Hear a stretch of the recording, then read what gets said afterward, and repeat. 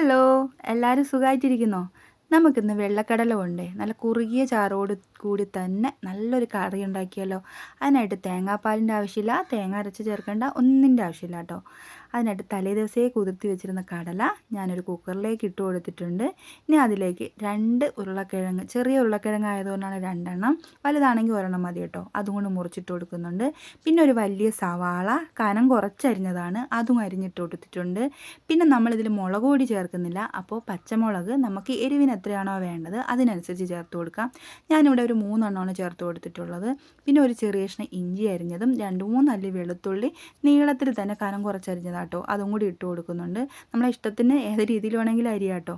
പിന്നെ പാകത്തിനുള്ള ഉപ്പും 1/2 ടീസ്പൂണോളം മഞ്ഞൾപ്പൊടിയും കൂടി ഇട്ട് കടല വെന്ത് കിട്ടാൻ ആവശ്യത്തിനുള്ള വെള്ളവും കൂടി ഒഴിച്ച് നമുക്കിതൊന്ന് വേവിച്ചെടുക്കണം. ഇതിപ്പോൾ നന്നായിട്ട് വെന്ത് വന്നിട്ടുണ്ട്. നമുക്ക് ഇതിൽ നിന്ന് കുറച്ച് ഒരു തവിയോളം ഞാനൊരു മിക്സിയുടെ ജാറിലേക്ക് ഇട്ട് കൊടുക്കുന്നുണ്ട് കേട്ടോ. ഇത് നമുക്ക് കുറച്ച് വെള്ളവും കൂടി ഒഴിച്ച് നന്നായിട്ടൊന്ന് അരച്ചെടുക്കണേ. ഇതുപോലെ അരച്ചെടുത്ത് കൊണ്ടുവന്നിട്ടുണ്ട്. ഇനി ഇതിവിടെ ഇരുന്നോട്ടെ, നമുക്കിത് ലാസ്റ്റാണ് ആവശ്യം വരിക കേട്ടോ. ഇനി നമുക്കൊരു പാൻ അടുപ്പത്ത് വെച്ച് അതൊന്ന് ചൂടാക്കി അതിലേക്ക് 2 ടേബിൾ സ്പൂൺ വെളിച്ചെണ്ണ ഒഴിച്ചു കൊടുക്കണം. ഇനി വെളിച്ചെണ്ണ ഒന്ന് നന്നായിട്ട് ചൂടായി വരട്ടെ.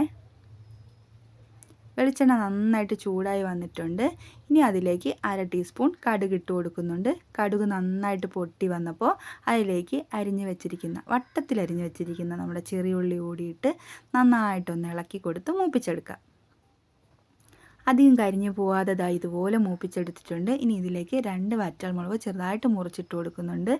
കൂടെ തന്നെ 2 തണ്ട് കറിവേപ്പില കൂടി ഇട്ട് കൊടുക്കുന്നുണ്ട് കേട്ടോ. ഇനി ഇത് നന്നായിട്ടൊന്ന് മിക്സ് ചെയ്ത് കൊടുത്തതിന് ശേഷം നമുക്ക് വേവിച്ച് വെച്ചിരിക്കുന്ന കടല അതുപോലെ തന്നെ ഇതിലേക്ക് അങ്ങ് ഒഴിച്ചു കൊടുക്കാം. ഇതിൽ വലിയ പണികളൊന്നുമില്ല കേട്ടോ. പ്രത്യേകിച്ച് നമ്മളിതിൽ മസാലകളൊന്നും വലുതായിട്ട് ചേർക്കുന്നില്ല. വളരെ എളുപ്പത്തിൽ ചെയ്തെടുക്കാൻ പറ്റുന്ന ഒരു കടലക്കറിയുടെ റെസിപ്പിയാണേ. ഇനി നന്നായിട്ട് ഇതൊന്ന് ഇളക്കി കൊടുത്ത് നമുക്ക് ഒന്ന് ഇളക്കി കൊടുത്താൽ മാത്രം മതി. പ്രത്യേകിച്ച് ഇതിലൊന്നുമില്ല. ഇതൊന്ന് ഇളക്കി കൊടുത്ത് ഒന്ന് തിളപ്പിച്ചെടുക്കണം.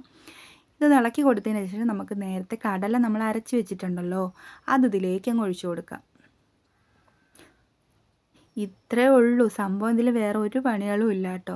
ഇനി ഞാൻ മിക്സിയുടെ ജാറിൽ കുറച്ച് വെള്ളവും കൂടി ഒഴിച്ച് അതും കൂടി ഒന്ന് ഒഴിക്കുന്നുണ്ട്. നമ്മൾ കറി എത്രത്തോളം വേണോ അതിനനുസരിച്ച് ഒഴിക്കുക കേട്ടോ.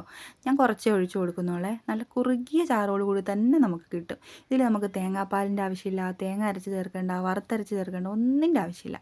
നോക്കി നിങ്ങൾക്ക് കാണുമ്പോൾ തന്നെ മനസ്സിലാവില്ലേ, നന്നായിട്ട് കുറുകി വന്നിട്ടുണ്ട്. കണ്ടോ, ഇപ്പം തന്നെ കുറുകിയിട്ടുണ്ട്. അപ്പം നമ്മളിതൊന്ന് തിളപ്പിച്ചെടുക്കുമ്പോൾ കുറച്ചുകൂടെ കുറുകി വരും കേട്ടോ. നിങ്ങൾ ഇതുപോലെ ഒന്ന് ഉണ്ടാക്കി നോക്കിയിട്ട് അഭിപ്രായം പറയണേ.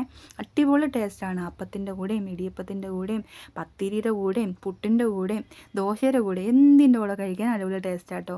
ഇതിപ്പോൾ ഒന്ന് ചെറുതായിട്ട് തിളച്ച് വന്നിട്ടുണ്ട്. ഇനി നമുക്കിതിലേക്ക് ഒരേ ഒരു പൊടി മാത്രമേ ചേർത്ത് കൊടുക്കുന്നുള്ളൂ, നമ്മുടെ ഗരം മസാല.